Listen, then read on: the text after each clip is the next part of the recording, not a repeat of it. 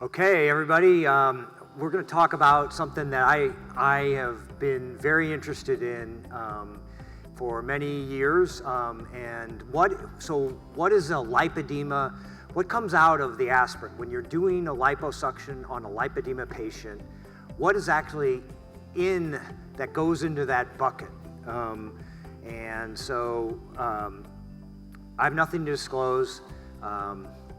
And so there's a lot of misconceptions about what is this, and we'll get into that.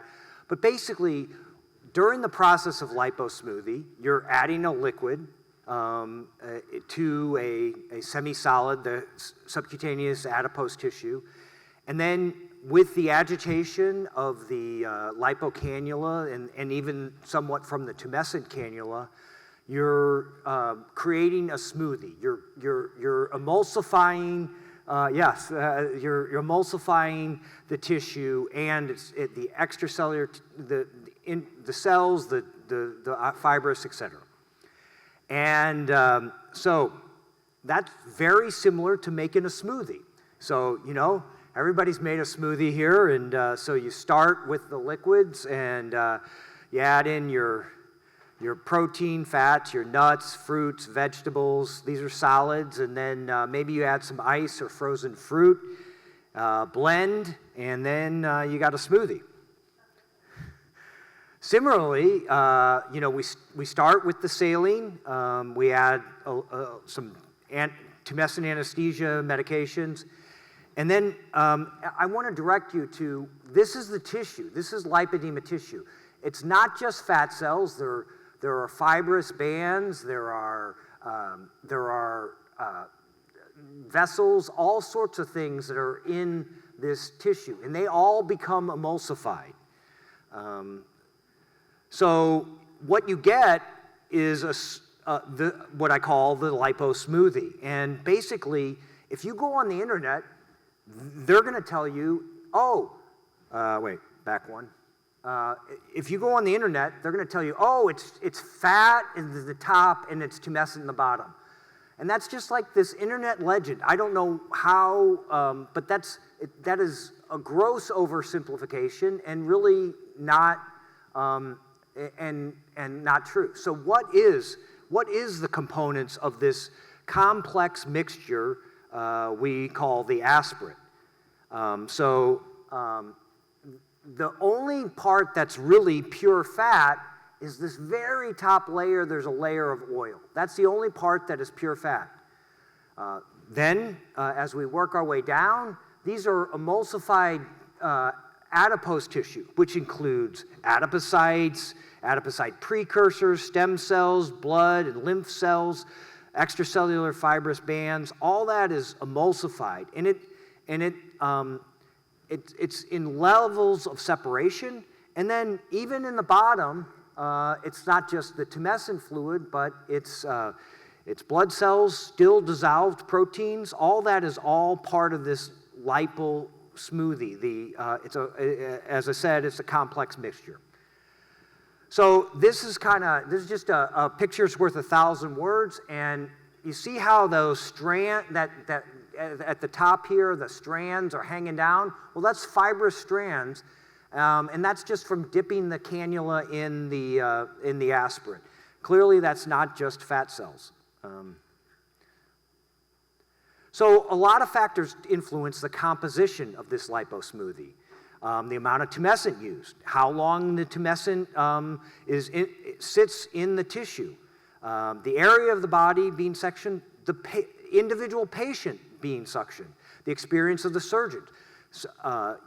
Some surgeons are able to get more of the adipose and fibrous tissue, some less. The more fibrous the area is, the more fibrous proteins in the aspirate. So that all makes sense, but it goes to show you that this is much more complex than what you would get on the internet.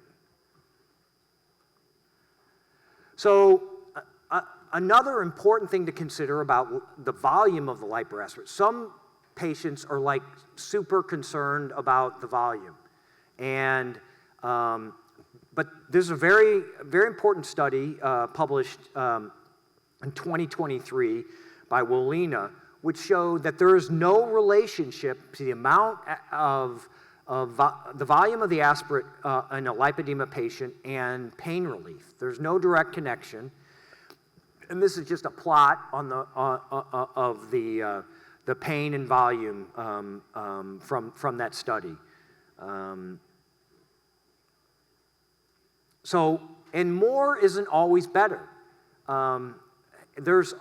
So patients who are overly focused on an exact volume, some people want to know an exact volume before they're going to get out in their surgery, or they want to know, anyways, they're 17 times more likely to be dissatisfied with the surgical results. So to be honest, the cosmetic result also matters to a lot of patients, and you can over liposuction. It can be too much liposuction can cause extra trauma.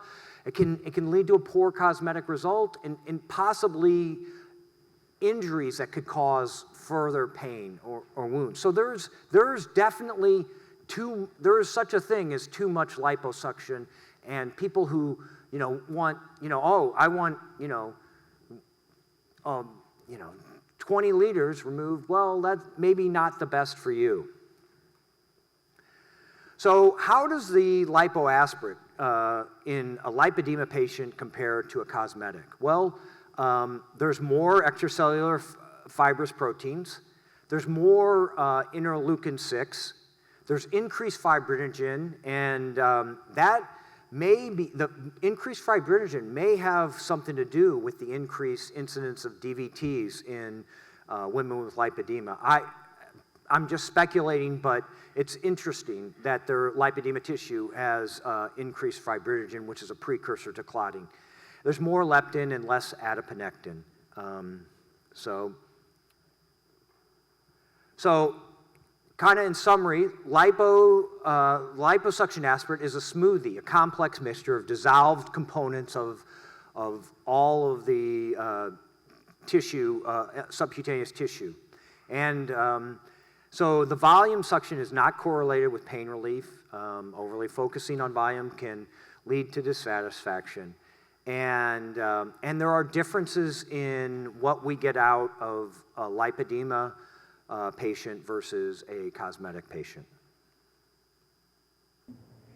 Hey, this is Dr. Wright, and I just got done with surgery, and I want to show that, this is the fibrous tissue. You see how this kind of stringy fibrous tissue that holds the fat together. This is even after a very thorough liposuction. Yeah. So it goes to show you, people, if you look on the internet, this upper supernatant is supposed to be just pure fat. Well, clearly there's a lot of fibrous tissue, dissolved fibrous proteins, and I'm going to point out the oil, and then we'll other proteinaceous fragments of vessels, etc., that are in this, and so this guy's taking too long. I'm going to have to. It's just a. Well, I go on to point out the oily layer, but that was just it's a little too long for this venue, and I want to have time for questions. So, thank you, and thank you. It's a pleasure to speak to you.